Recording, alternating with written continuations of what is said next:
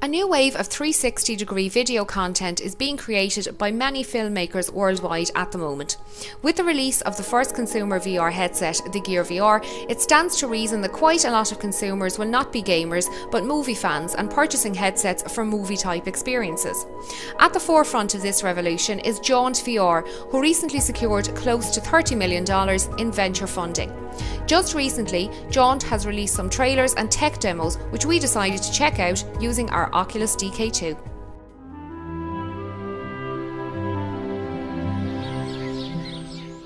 The Hobbit is Jaunt's journey to Middle-earth and is a short experience showing tranquil rural vistas all set to the movie's iconic score.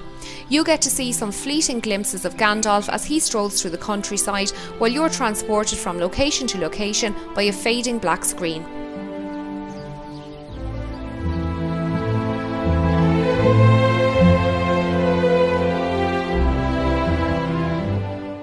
The picture is quite clear, but I didn't get a sense of 3D from any of the objects on show, and for me at least it feels as if I'm standing inside a large dome with the image being projected around me. Also, I'm not a fan of Lord of the Rings in general, but with all the action scenes available and massive set locations, I feel a bit cheated that these locations were ignored and instead we are given some generic countryside locations, especially as the movie's subtitle is The Battle of the Five Armies.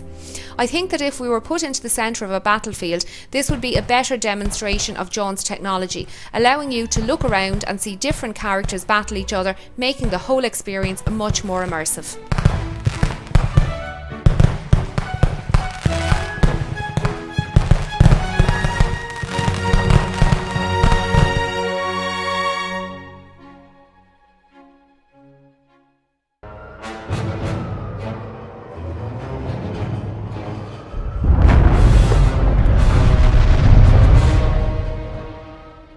The Kuu Fury trailer is a Godzilla-style B-movie which puts you on a city street where you can freely look around.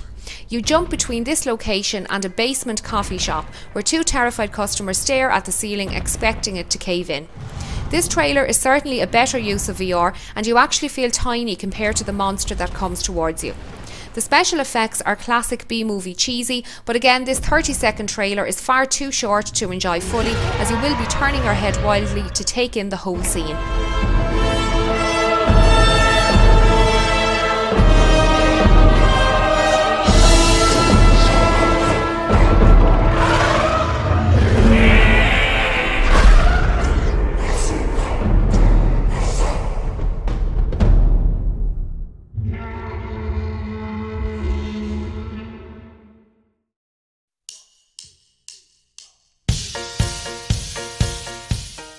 A young pop band, R5, had a recording session filmed using a single Jaunt camera setup in a central location inside the recording studio.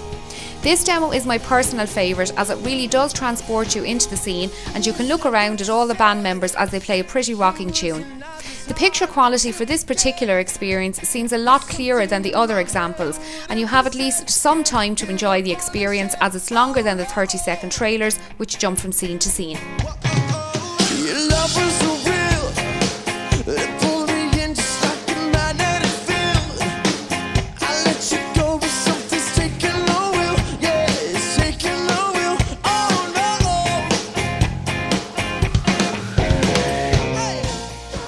This particular experience also lets you spot the stitch lines from Jaunt's camera array. The stitch lines are minimal and you would hardly notice them, as I did have to look hard to find where the image overlaps. I really enjoyed this video and I can quite easily see this being an enjoyable way to listen to your favourite bands in the future, as being in the room with them really does add to the overall experience.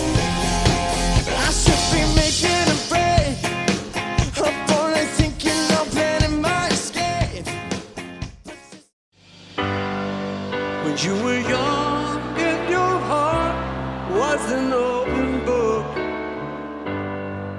You used to say, live and let live. The next music experience comes from a live performance of Live and Let Die by Paul McCartney, which on paper sounds like an amazing combination. However, it has one fatal flaw for any music experience: the sound. For some reason, Jaunt implemented directional audio in this experience, which is a shame, as if you turn your head to look at the audience, the song gets drowned out and hampers your enjoyment.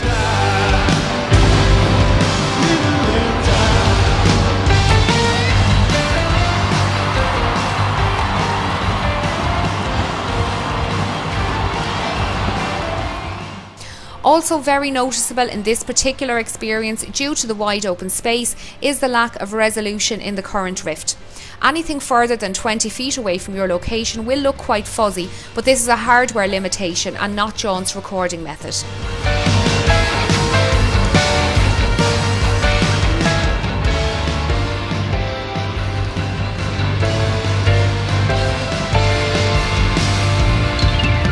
The big question is, would I sit through a whole 3-hour performance in VR watching 360 video similar to this? Probably not. It's neat, and this is just the first example of virtual reality being used in this way, but most bands will look pretty boring on stage after an hour standing in the same position or repeating the same movements. The big draw for music fans is the volume of the music, especially the bass, and the atmosphere in the crowd. I think no matter how advanced the technology gets, this will be very hard to replicate in your VR den. One big advantage, however, will be the use of augmented reality overlaid on the live video feed, which I fully expect to happen in the very near future and will certainly add a new dimension to live broadcasts.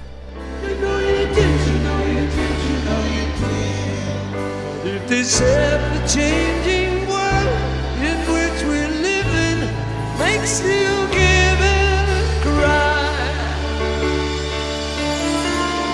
So live and let die. Live and let die. Live and let die. Live and let die.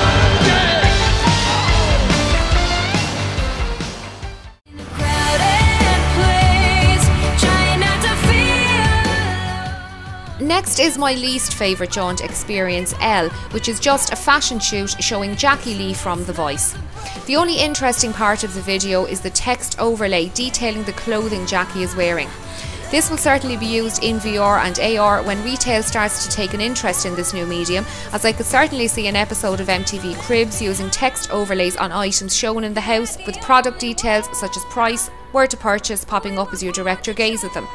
Overall, the L Experience is nothing special and is likely one of the earlier Jaunt videos captured, as the picture is certainly not as crisp as the R5 example. Left behind. Yeah, we all know how it feels to be forgotten for a while in a crowded place. The mission is a cinematic experience based on a World War II special operations team that's dropped into a raging battle on the Eastern Front. This for me shows the most promise of all Jaunt 360 videos, but the way the trailer is edited, you will get whiplash trying to take in all the action scenes. This should have been a night drop. We don't have the case. Nope. Lieutenant Papanopoulos has the case. He was taken by the Germans. Not only do filmmakers have to think of new ways of filming a scene in 360 and making sure to hide all the film crew, they should also start to think of new ways of cutting a trailer together.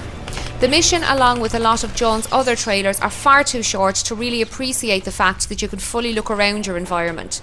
Just as you get a handle on where you are, the scene cuts to another location, and you will find yourself looking left to right to take in the new location before you are transported somewhere else.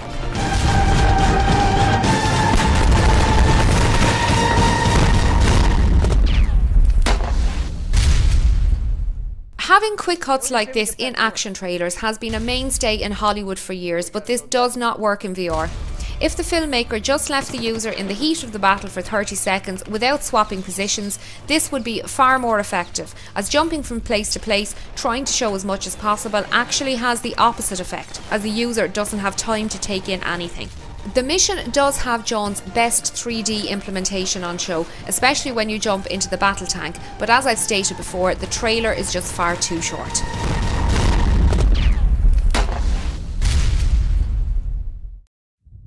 Can you hear me? I think they slipped us something. I'm gonna be back. I'm gonna get out.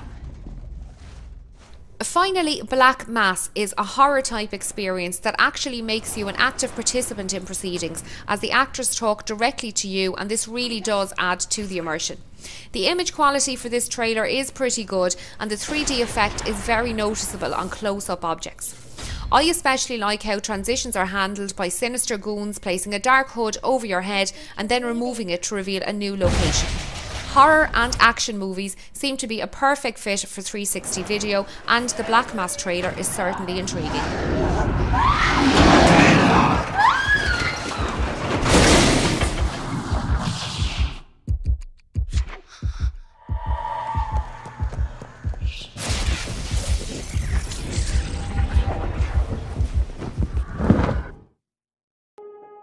Overall, we applaud Jaunt's work in the emerging field of VR video content. The content available to download does show some great promise with some mixed results, but this is more due to the actual content being displayed and not the actual technology behind it. Creating 360 video content is the biggest leap forward for the movie industry since talkies took over silent movies, and it's going to take time for filmmakers to really get a grasp on spherical filmmaking before we start to see the true potential of VR movie content.